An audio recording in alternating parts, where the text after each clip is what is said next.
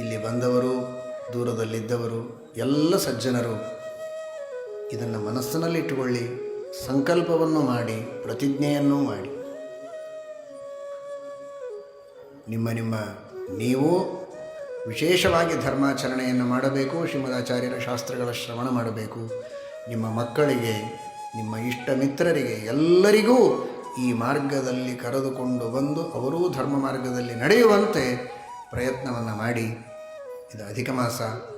ಬಹಳ ಜನ ಏನೇನೋ ದಾನ ಕೊಡ್ತಾ ಇರ್ತೀರಿ, ಅಪೂಪ ದಾನ ಇತ್ಯಾದಿಗಳನ್ನು ಅವಶ್ಯವಾಗಿ ಕೊಡಿ, ಅದನ್ನೇ ನಿಲ್ಲಿಸಬೇಡಿ. ಅನೇಕ ಸಜ್ಜನರಿಗೆ ದಾನವನ್ನು ಮಾಡಿ ಪುಣ್ಯವನ್ನು ಸಂಪಾದನೆ ಮಾಡಿ. ಕರ್ಮಣ ಜ್ಞಾನಮಾತನೋತಿ.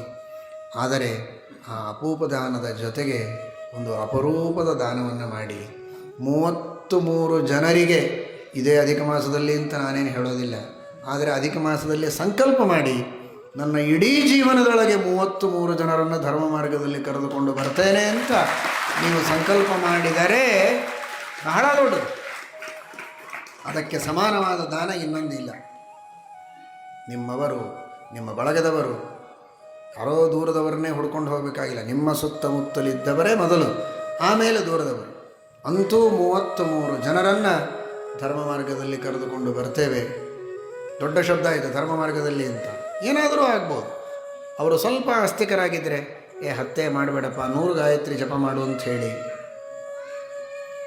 ದೇವಸ್ಥಾನಕ್ಕೆ ಬರೋದಿಲ್ಲ, ಕರ್ಕೊಂಡು ಬನ್ನಿ ಸಾಕು. ಅವನು ಜಪ ಮಾಡೋದು ಬೇಡ, ಏನು ಬೇಡ, ಮೊದಲು ದೇವರ ಹತ್ತಿರ ಬರಲಿ, ದೇವರ ದರ್ಶನ ಮಾಡಲಿ, ಪ್ರದಕ್ಷಿಣೆ ನಮಸ್ಕಾರ ಹಾಕಲಿ, ನಿಧಾನವಾಗಿ ಸಾಧನೆಯನ್ನು ಮಾಡುವ ಮಾರ್ಗದಲ್ಲಿ ಒಂದೊಂದೇ ಹೆಜ್ಜೆಯನ್ನು ಮುಂದೆ ಇಡ್ತಾ ಹೋಗುವಂತೆ ಮಾಡಿ. ಎಲ್ಲರೂ ಜಪ ಮಾಡಬೇಕು ಅಂತೂ ಅಲ್ಲ. ಬೇರೆ ಬೇರೆ ಅಧಿಕಾರಿಗಳು ಅವರವರ ಯೋಗ್ಯತೆಗೆ ತಕ್ಕ ಹಾಗೆ ದೇವರ ಸ್ಮರಣೆ ಮಾಡಲಿ, ನಾಮಸ್ಮರಣೆಯನ್ನು ಮಾಡಲಿ, ಪ್ರದಕ್ಷಿಣೆ ಹಾಕಲಿ, ಪ್ರವಚನ ಕೇಳಲಿ. ನೀವು ಕೇಳುವಾಗ ಸ್ವಲ್ಪ ಸ್ಪೀಕರ್ ಆನ್ ಮಾಡ್ತೇನೆ, ಜೋರಾಗಿ ನೀವು ಕೇಳಿ ಅಂತ ಹೇಳಿ.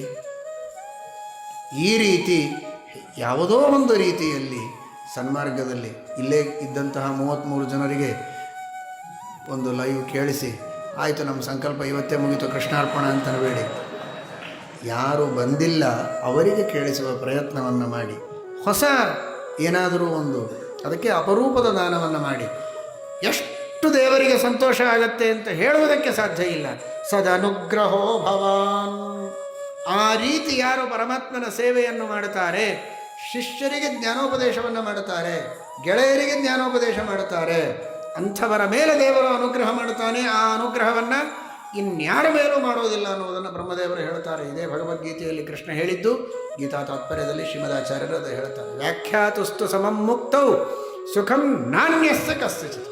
ಇನ್ನೊಬ್ಬರಿಗೆ ತತ್ವೋಪದೇಶ ಮಾಡುವವರಿಗೆ ಮೋಕ್ಷದೊಳಗೇನು ದೇವರ ಆನಂದ ಕೊಡ್ತಾನೆ, ಅದಕ್ಕೆ ಸಮಾನವಾದ ಆನಂದವನ್ನು ಇನ್ಯಾರಿಗೂ ಕೊಡೋದಿಲ್ಲ ಅಂತಾರೆ ಶ್ರೀಮದಾಚಾರ್ಯರು ಗೀತಾ ತಾತ್ಪರ್ಯದಲ್ಲಿ.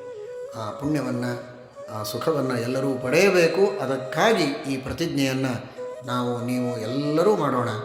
ವಿಶೇಷವಾಗಿ ಎಲ್ಲರೂ 33 ಅನ್ಕೋಬೇಡಿ. ಶಕ್ತಿ ಇದ್ದವರು 333, 3033, ಕನಿಷ್ಠ ಪಕ್ಷ 33. ಆದ್ದರಿಂದ ಅಂತಹ ಸಾಧನೆಯನ್ನು ಮಾಡಿ ಹರಿವಾಯುಗುರುಗಳ ಅನುಗ್ರಹಕ್ಕೆ ಎಲ್ಲರೂ ಪಾತ್ರರಾಗಬೇಕು. ಶ್ರೀಕೃಷ್ಣ ಅರ್ಪಣಮಸ್ತು.